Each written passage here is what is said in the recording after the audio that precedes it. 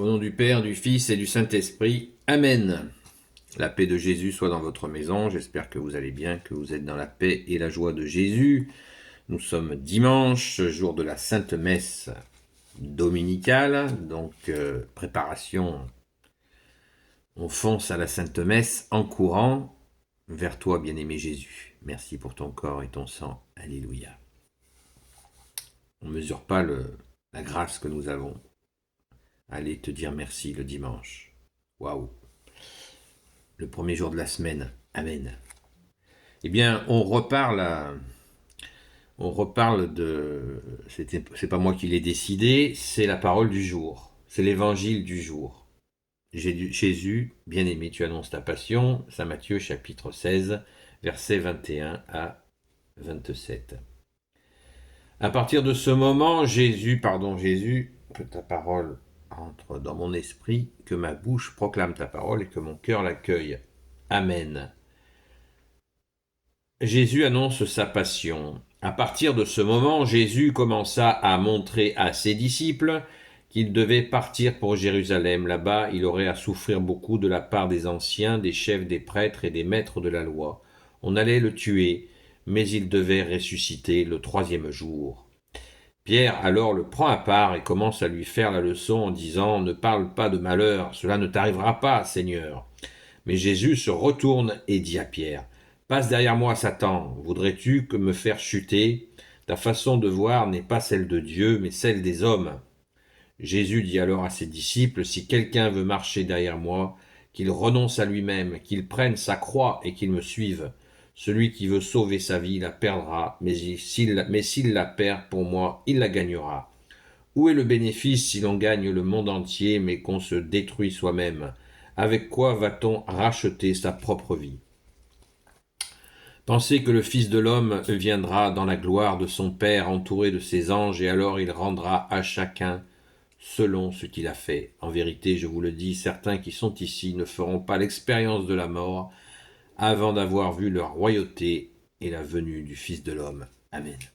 Merci Jésus. Alléluia. C'est pas écrit Amen, c'est moi qui rajoute Amen. Merci Jésus. Alléluia. Sois béni Jésus dans tes anges et dans tes saints. Amen. Alors, notre cher Pierre, Saint Pierre,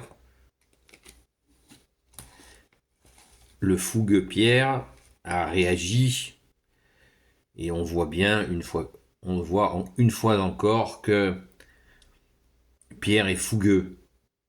Et de toute évidence, bien-aimé Jésus, tu as voulu fonder ton église sur Saint Pierre parce que tu as voulu récompenser ou t'appuyer aussi sur cette fougue.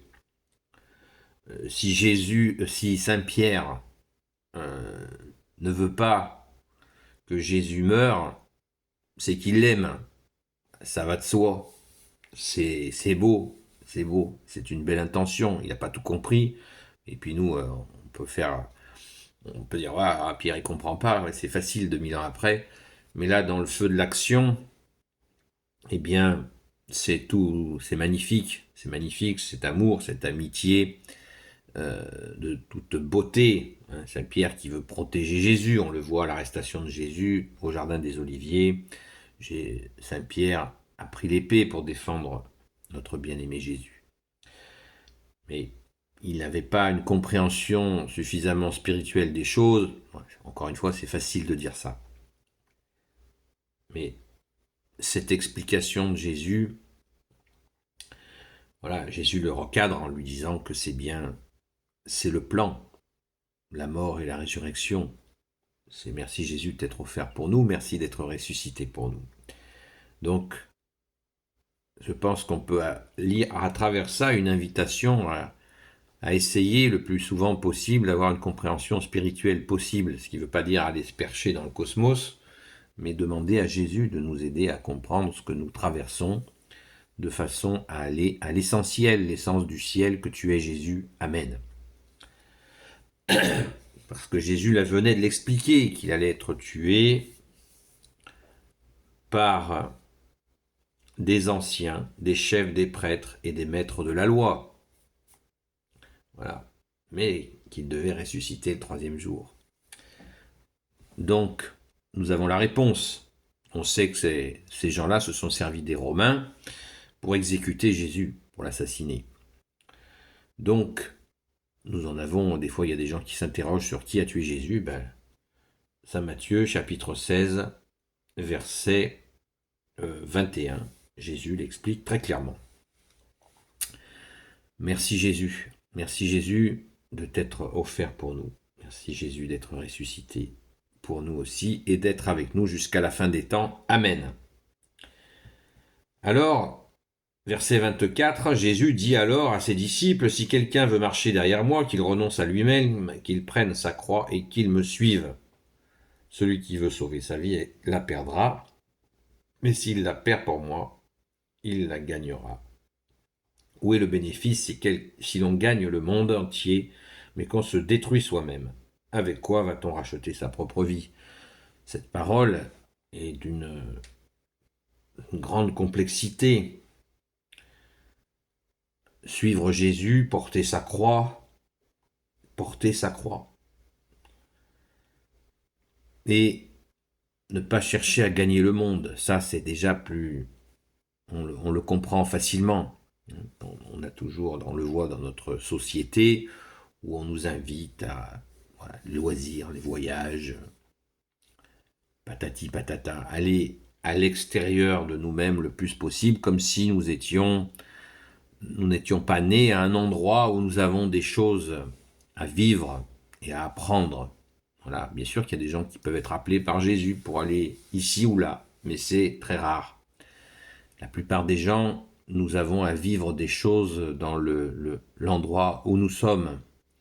À quoi il servirait de gagner le monde si c'est pour perdre sa vie? Et combien de gens sont partis, je ne sais pas où, et finalement, ils se sont aperçus que l'herbe n'était pas plus verte ailleurs. Et c'est la déception. Je vois régulièrement, qui épluchent Internet, des vidéos de gens qui reviennent d'Australie, tout tristounets, ou du Canada, vous voyez, des destinations de rêve, où ils ont compris que voilà, c'était une illusion, et qu'ils retrouvent leur chère terre de France, et ça leur fait grand bien. Donc cette parole de Jésus est vraiment très très concrète, aller au désert, voilà, aller dans le désert, oui, aller dans le désert, c'est une expérience, mais nous avons des choses à vivre ici et là, ici et maintenant, avec toi Jésus, bien entendu, avec Jésus le Christ Jésus. Nous sommes nés dans un endroit donné par le Père, le Fils et le Saint-Esprit. Eh bien, il est très important que nous développions ici même, eh bien, cet amour de Jésus autour de nous, afin que, et là, il n'y a pas de vide dans notre vie. Quand nous avons retrouvé Jésus, il n'y a plus de vide. Quand on cherche comme ça à l'extérieur, des endroits lointains, c'est que nous avons le vide. Nous avons le vide, et le seul à pouvoir combler ce vide, c'est toi, bien-aimé Jésus. Et d'ailleurs, nous allons tout de suite, enfin dans quelques instants, nous mettre en route pour aller à la Sainte Messe et prendre le pain d'effort, ton corps et ton sang, bien-aimé Jésus, merci, afin que nous soyons remplis de toi, Jésus, et afin d'accomplir ce que tu souhaites que nous fassions de notre journée en toi, bien-aimé Jésus. Mais ça commence par ce moment de remerciement, qui est l'Eucharistie, qui veut dire remerciement, mot grec qui veut dire remerciement, et nous y allons, le cœur léger et la joie au cœur. Merci Jésus, alléluia, je vous souhaite vraiment une sainte messe. Merci Jésus pour ton corps et ton sang. Alléluia, qui nous donne le pain des forts, le pain de la route. Merci Jésus, alléluia. Béni soit le Père, le Fils et le Saint-Esprit. Amen.